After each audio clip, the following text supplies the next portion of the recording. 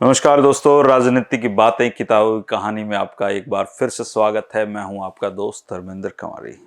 दोस्तों, प्रोफेसर साहब की झज्जर से तीसरी बार सफलता में हमेशा की तरह आर्य समाजी मतदाताओं का बड़ा भारी योगदान रहा था। चुनाव का प्रचार करते समय सच्चर फार्मूले के कारण बलात् रूप से अंबाला डिवीजन के स्कूली छात्रों पर पंजाबी पढ़ने की अनिवार्यता को हटाने का संकल्प बार बार दोहराया गया था। वो ये दौर होते थे जब चुनाव में कोई बात कही गई हो तो उसको पूरा भी करना होता था। अब की तरह नहीं कि चुनाव में दिन में तारे तोड़ लाते हैं और बाद में सब भूल जाते हैं। इसके लिए चुनाव के बाद हिंदी आंदोलन था उसको चलाने की भी घोषणाएं होती रही। यह आंदोलन चुनाव से पूर्व ही कुछ गति पकड़ चुका था और चुनाव के कारण स्थिर होने वाले हिंदी आंदोलन को अब सक्रिय करने की जरूरत महसूस होने लगी थी।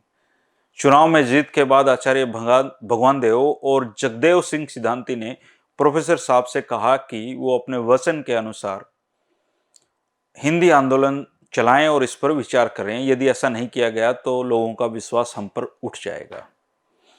इस बात को सुनकर प्रोफेसर साहब बोले कि चुनाव से पूर्व वह मेरे मंत्री रहते हुए कैरो ने यह वादा किया था कि हरियाणा से पंजाबी भाषा को अनिवार्य पढ़ने की शर्त को वो हटा लेंगे। इसलिए आंदोलन आरंभ करने से पहले एक बार कैरो से मिल लेते हैं। अगर कैरो हामी भरते हैं तो ठीक है, नहीं तो फिर आंदोलन करेंगे। प्रोफेसर साहब कैरो से मिलने के लिए दिल्ली चले गए। प्रोफेसर साहब ने कैरो से कहा कि देखो कैरो साहब, आपने पंजाबी की बलात् जो पढ़ाई है उसको हटाने का वचन दिया था। अब आप मुख्यमंत्री बन चुके हैं और अपना वादा पूरा करिए। परंतु कैरो तो घुटे हुए राजनेता हो चुके थे। उन्होंने पंजाबी की बलात् पढ़ाई को समाप्त करने से साफ इनकार कर दिया और वो कैरो और प्रोफेसर शेर सिंह के बीच में एक किस्म से कटुता भी उस समय आ गई थी। कैरो के वचनाघात से प्रोफेसर साहब को बड़ा भारी धक्का लगा, क्योंकि प्रोफेसर साहब के कहने से ही उस समय हिंदी आंदोलन स्थगित किया गया था। अंत में कोई चारा न देखकर 1957 के अप्रैल महीने में हिंदी आंदोलन के सत्याग्रह की घोषणा हो गई और मई महीने में इस सत्याग्रह में बड़ी तेजी आ गई थी। हिंदी आंदोलन के सत्याग्रहियों को आजकल जो भारतीय जनता पार्टी की सरकार है वो पेंशन भी देती है। हिंदी आंदोलन को असफल बनाने के लिए सरकारी तंत्र जुट गया। हिंदी आंदोलन को असफल बनाने के लिए प्रोफेसर साहब को भी तरह तरह के प्रलोभन दिए जाने लगे। उस समय बहुत आसान होता है किसी भी आंदोलन में, आंदोलन का जो प्रमुख व्यक्ति है उसको किसी पद का लालच दो। आजकल ज्यादातर लोग टूट जाते हैं, पहले नहीं टूटते थे, बस इतना ही फर्क है। तो 1957 के चुनाव में प्रोफेसर कांग्रेस की टिकट पर बने थे, लेकिन कैरो ने इनको मंत्री नहीं बनाया था। वो चाहते तो उनकी टिकट कटवाना थे, पर वो कटी नहीं। प्रोफेसर का मंत्री बनने का दावा मौजूद भी था, क्योंकि वो पहले उप मुख्यमंत्री रह चुके थे और कभी कैरो को मुख्यमंत्री बनाने की त्रिमूर्ति जो पंजाब की राजनीति में थी वो तो खैर टूट ही चुकी थी। देवीलाल जी का तो कैरो ने टिकट ही कटवा दिया था और प्रोफेसर शेर सिंह को जीतने के बाद भी मंत्री नहीं बनने दिया था। कैरो अब इनको दो कारणों से पसंद नहीं करते थे। एक तो चौधरी देवीलाल के सहयोगी बनकर अंबाला डिवीजन के अधिकारों के लिए कैरो से खुल्लम खुल्ला टकराने के लिए तैयार रहते थे, और दूसरा कैरो को इसलिए ये पसंद नहीं थे क्योंकि ये आर्य समाजी थे और इनको लगता था कि आर्य समाजी होने के नाते ये हिंदी के प्रति पूरी तरह से समर्पित हैं और इनका यह समर्पण कैरो के सिर में दर्द का काम करता था। उस समय दोस्तों पंजाब के जो राज्यपाल थे वो सीपीएन सिंह थे। वो पुराने कांग्रेसी थे और उनके साथ प्रोफेसर शेर सिंह के बहुत अच्छे संबंध थे। तो कैरो ने सीपीएन सिंह से रास्ता निकालने का कोई आग्रह किया।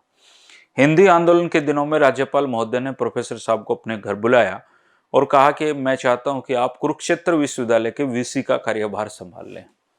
अब देखिए, उस अब के दौर में तो वीसी का पद जैसा भी है और जैसा काम करते हैं ये सबको पता है, लेकिन उस दौर में वीसी होना बहुत सम्मानजनक बात होती थी।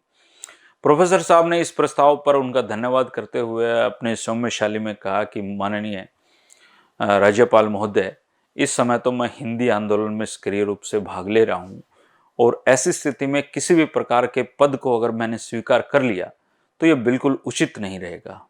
इनके लिए हिंदी का कार्य करना कुलपति के पद को ग्रहण करने से ज्यादा जनोपयोगी होगा।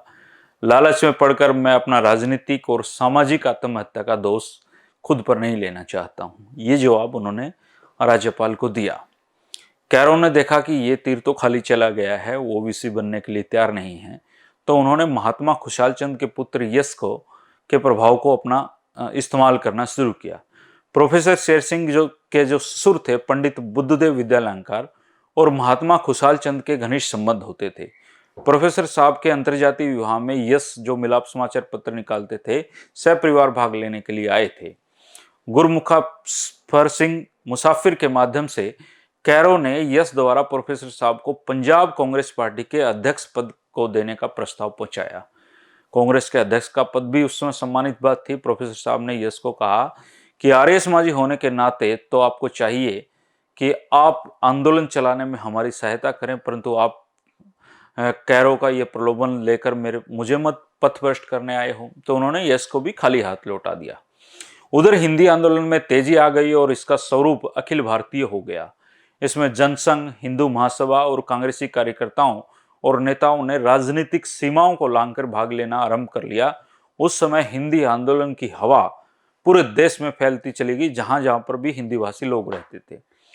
इनसे कैरो व अन्य राजनीतिक दलों के विधायकों के बीच में अजब तरह का असंतुलन हो गया और कैरो कांग्रेसी विधायक जो हरियाणा क्षेत्र थे उन पर तो दबाव डाल ही सकते थे और पंजाब के कांग्रेसी विधायकों को दबाने की चाल उन्होंने चली। हिंदी आंदोलन को चलने और उन कांग्रेसी विधायकों को धमकाने के लिए जो हिंदी आंदोलन में सक्रिय रूप से भाग ले रहे थे, कैरो ने मुरारजी भाई को यहाँ बुला लिया।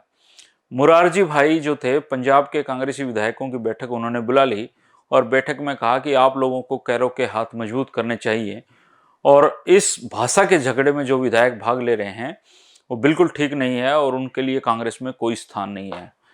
मोरारजी भाई महाराष्ट्र के मुख्यमंत्री भी होते थे, कांग्रेस में उसमें बड़े नेता थे और यह बात सीधे सीधे प्रोफेसर शेर सिंह को लक्ष्य करके उन्होंने कही थी। प्रोफेसर साहब ने उस समय डटा नहीं गया, हरियाणा के आदमी से रुका तो जाता नहीं, तो उन्होंने खड़े होकर कहा कि क्या आप यह बताने की कृपा करेंगे कि कांग्रेस पार्टी के संविधान में द्विभाषी जो राज्य हैं उनकी भाषा नीति क्या है। प्रोफेसर साहब यही नहीं रुके, उन्होंने मोरारजी भाई से पूछा कि ये पंजाबी भाषा के विरोधी नहीं है, परंतु इस भाषा को बलात् हरियाणा पर थोपने के विरोध हम करते हैं। और बंबई, आप एक बात बताइए कि बंबई तथा पंजाब ही ऐसे दो प्रांत हैं जो द्विभाषी हैं। इन दोनों प्रांतों की भाषा की नीति के संबंध में समानता होनी चाहिए। यहाँ पर हमारे पर जबरन पंजाबी थोपी जा रही है, जबकि बंबई में गुजराती और मराठी के संबंध में ये बलात् नहीं है, वहाँ पर ऐच्छिक है कि आप लेना चाहो लेना चाहो नहीं ले। आप बंबई के मुख्यमंत्री हैं और यदि वहां पर गुजराती क्षेत्र पर जबरन मराठी पढ़ाने का प्रावधान आप लागू कर देते हैं तो हमें हरियाणा में पंजाबी पढ़ने पर कोई आपत्ति नहीं है। प्रोफेसर साहब की बात का ऐसा उत्तर मोरारजी भाई ने भी नहीं सोचा होगा और वो इस प्रश्न की आशा भी नहीं करते थे, तो एकदम वो सदमे में आ गए और इतने में मंच से उतरकर कैरो प्रोफेसर साहब के पास गए और कंधे पर हाथ रख के कहा कि प्रोफेसर साहब छोड़ो इस बात को। और लेकिन इनके पास है ना मोहम्मद यासीन खान बैठे थे मेवात से और वो बड़े तेज तरार नेता थे। उन्होंने गुस्से में कहा कि ये सारा झगड़ा तो तेरा ही करवाया हुआ है कैरो, अब प्रोफेसर को चुप रहने के लिए कहता है। इसके बाद बैठक में शोरगुल मच गया, बैठक में हो हुल्लड़ हो गया और बैठक के बाद मोरारजी भाई ने प्रोफेसर साहब को बुलाकर कहा कि प्रातः मुझसे राजभवन में आकर मिलना। प्रोफेसर साहब अगले दिन प्रातःकाल राजभवन पहुंचे और मोरारजी भाई ने प्रोफेसर साहब को कहा कि तुम्हें इस अवसर पर बहस नहीं करनी चाहिए थी। प्रोफेसर साहब के कथनानुसार मोरारजी भाई के बोलने के ढंग से यह स्पष्ट झलक रहा था मानो वो कल की घटना को अपना निजी अपमान समझ बैठे थे।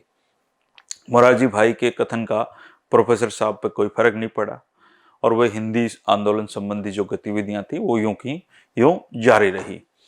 और कल का जो वीडियो होगा दोस्तों उसमें प्रोफेसर शेर सिंह की गिरफ्तारी के प्रसंग को बताएंगे कि कैसे उन्होंने फोन करके पुलिस को ये बताया कि भाई मैं रोहतक आ गया हूँ, मुझको गिरफ्तार कर लो।